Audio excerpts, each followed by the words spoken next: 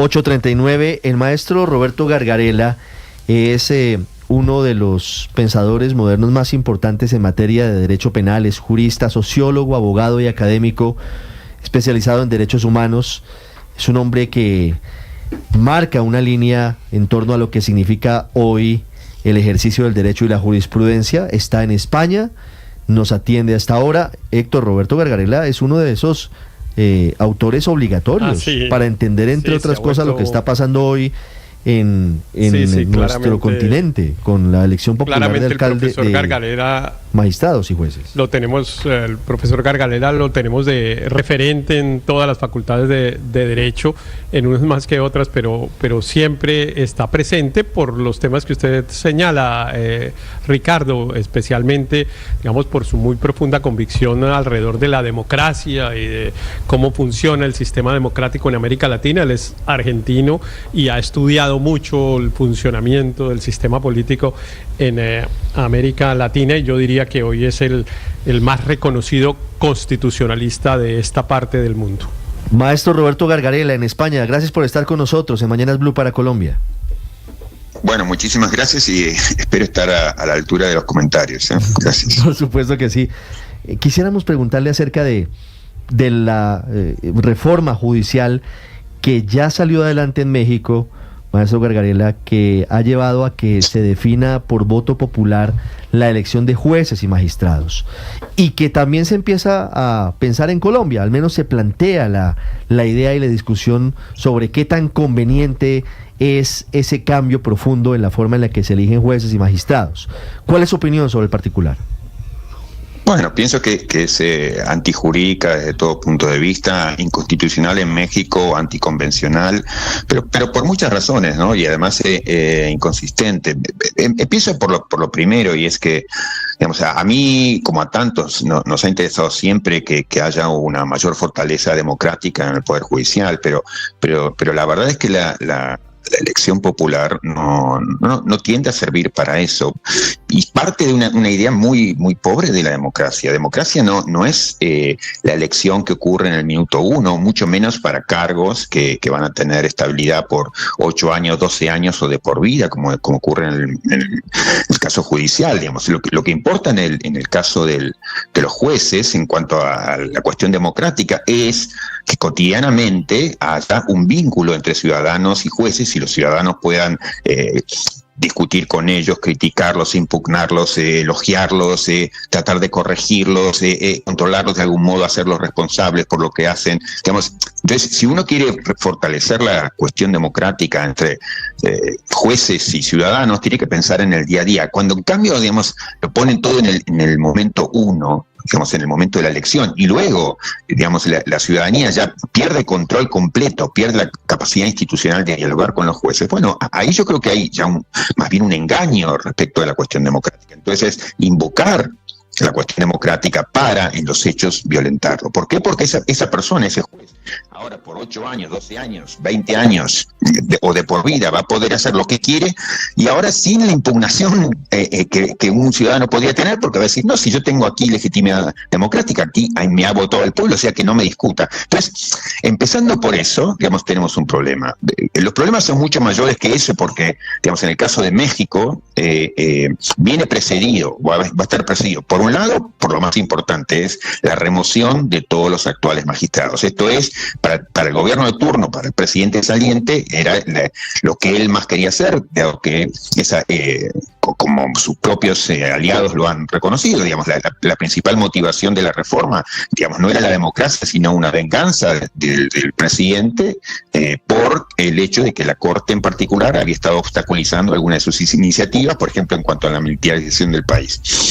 Entonces, lo más importante que va a ocurrir es la remoción de todos sus enemigos, esto es la remoción de todos los miembros del Poder Judicial. Esto ya es catastrófico. Le quiero preguntar por... Sí. ¿Por qué considera usted y cómo afecta esta reforma, esta elección popular de jueces y magistrados en México, uno de los activos más importantes, podría ser el fundamental, que es la independencia judicial? ¿Cómo se mina la independencia de los jueces a través de este sistema de elección? Pero mire, por mil maneras. La primera es la que le estoy diciendo, es a los jueces que han demostrado independencia de criterios en relación con el poder político durante todos estos años, digamos, cuestionando, cuando yo creo que en muchísimos de los casos era necesario cuestionar al presidente, se los remueve. Esto es, entonces, un primer trágico, dramático ataque a la independencia judicial, es todos los que están en el Poder Judicial se van.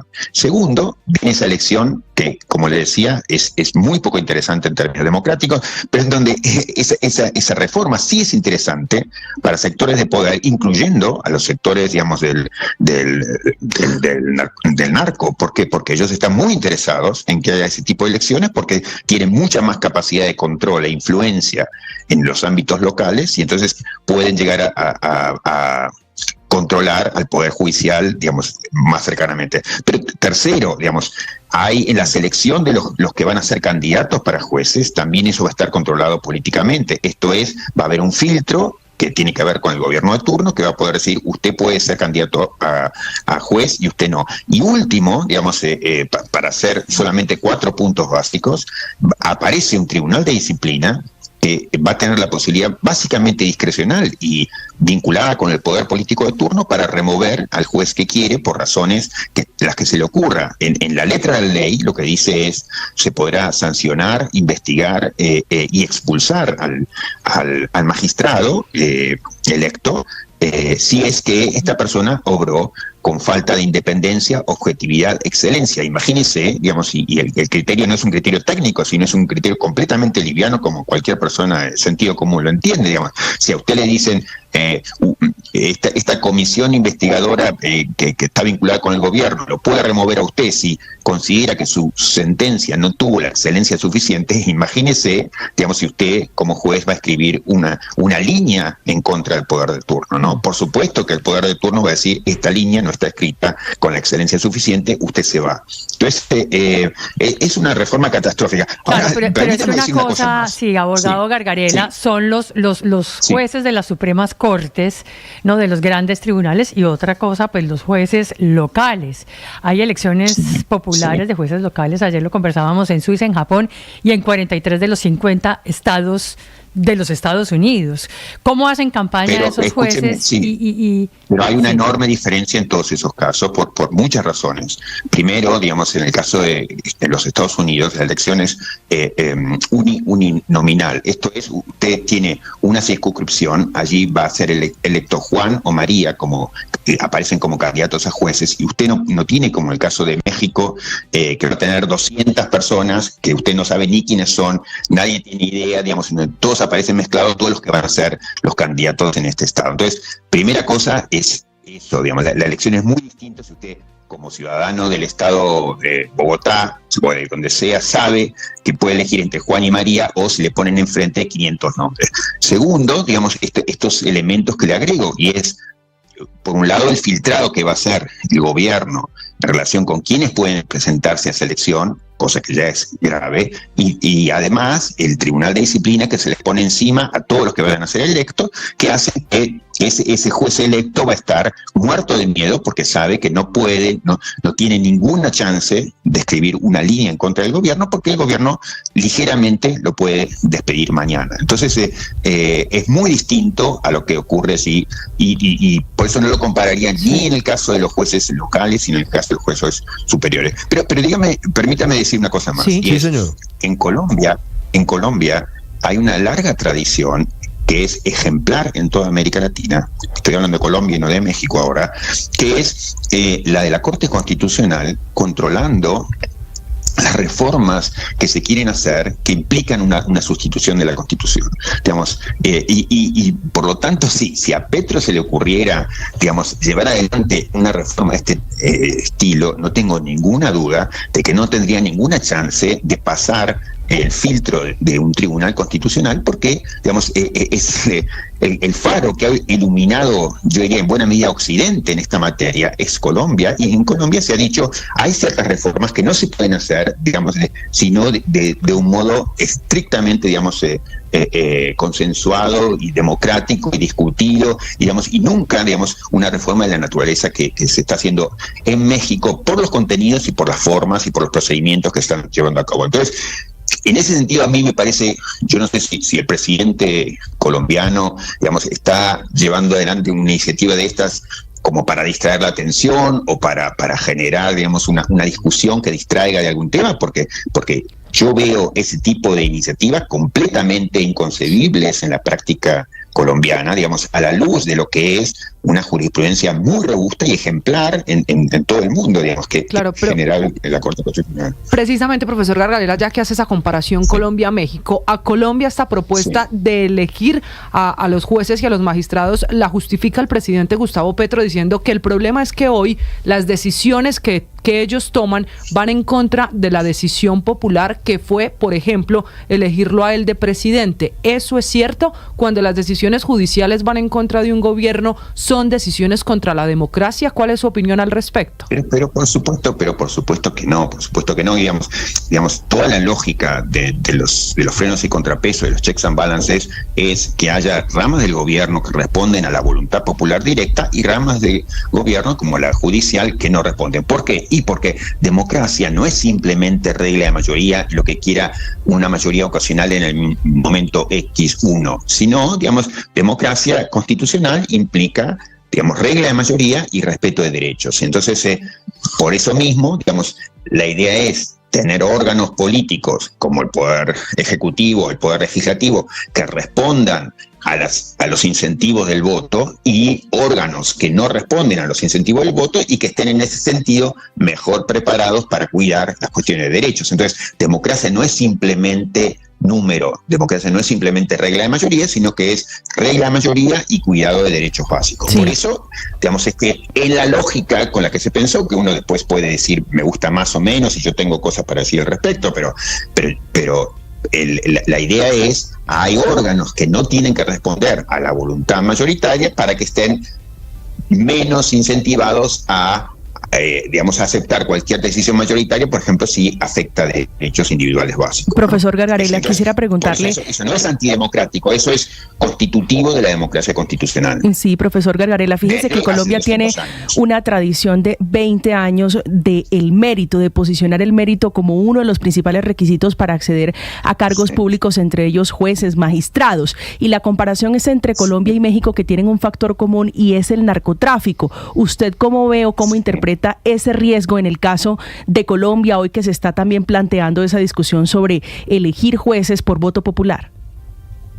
Mire, en el caso de México, ese problema está presentado muy activamente por las ciudadanía, digamos, a todo lo largo del país, porque advierten que este tipo de implementación que se quiere llevar adelante sería muy atractivo para estos grupos con capacidad de organizar y presionar sobre la política local. Y entonces, en ese sentido, en lugar de tener jueces más blindados y más capacitados para actuar con independencia de los factores de poder, y en este caso factores de riesgo tremendo como lo que son el narcotráfico, todo el mundo reconoce, digamos.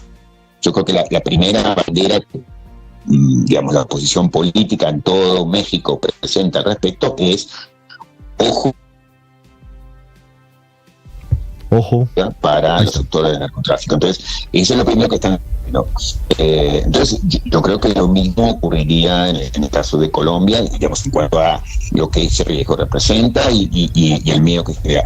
Y una cosa, por suerte, esta reforma, yo diría, dramática y trágica que se está llevando adelante en México, está siendo objeto día a día de crecientes resistencias desde el ámbito judicial, digamos, no solamente a nivel local, en la instancia más alta, que es la Suprema Corte de la Nación en México, digamos, ya ha llevado análisis, digamos, las presentaciones que tienen contra la reforma, y yo creo íntimamente que hay muchas chances de que diga la reforma es inconstitucional, sino que además los organismos internacionales, por ejemplo, ya hay una cita de la Comisión Interamericana de Derechos Humanos para México para llamar la atención de qué es lo que está pasando con esta reforma. O sea que ya está siendo objeto de análisis crítico al interior y al exterior, digamos, y yo le veo serias dificultades para que se consolide una reforma. O sea, toda la comunidad académica internacional es unánime. Realmente no conozco una voz, digamos, de la academia internacional que diga, de la doctrina, digamos,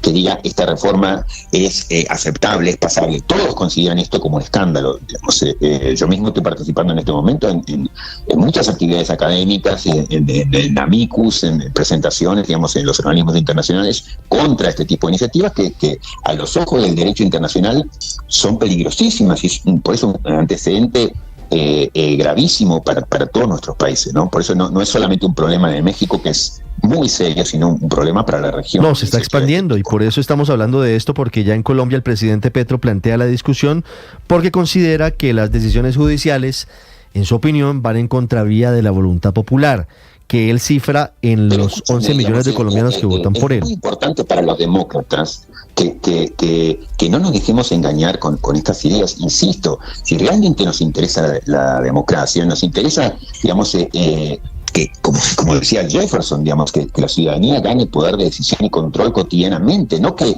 digamos, me convoquen en el día 1 para luego dejarme sentado en la silla, digamos, por 8 años, 20 años o digamos, todo lo que dure el mandato del juez. O sea, democracia es otra cosa. Democracia no es elecciones. Democracia es sobre todo lo que ocurre entre elección y elección. Y el ciudadano común, si es que quieren hacer un llamado a la democracia, digamos, la idea es no que intervengan en el momento 1, sino que tenga la capacidad, los instrumentos, digamos, para intervenir continuamente, para que gane poder de autogobierno, no digamos, para que me inviten a que diga, yo empodero a un juez que ahora se va a colgar la medalla del demócrata y va a hacer lo que quiere durante los próximos 20 años. Entonces, yo creo que ahí hay un engaño respecto de cómo se está usando la idea de democracia, ¿no? Y ese es el trasfondo. ¿Cómo? Eso, la apertura de poder tras el narcotráfico, digamos, sí, los controles que gana el poder político sobre los jueces, digamos, el tribunal de disciplinamiento que va a tener la capacidad de romper para siempre la independencia judicial. O sea, y en ese sentido creo que es un agravio para el derecho de los derechos humanos, es un agravio para el derecho latinoamericano. Es muy serio lo que está pasando. Por eso es triste, digamos, que se tome este tipo de ejemplos. 8:56, maestro Roberto Gargarella en España, muchas gracias. Muchísimas gracias. Ya regresamos en Mañanas Blue. Estás escuchando Blue Radio.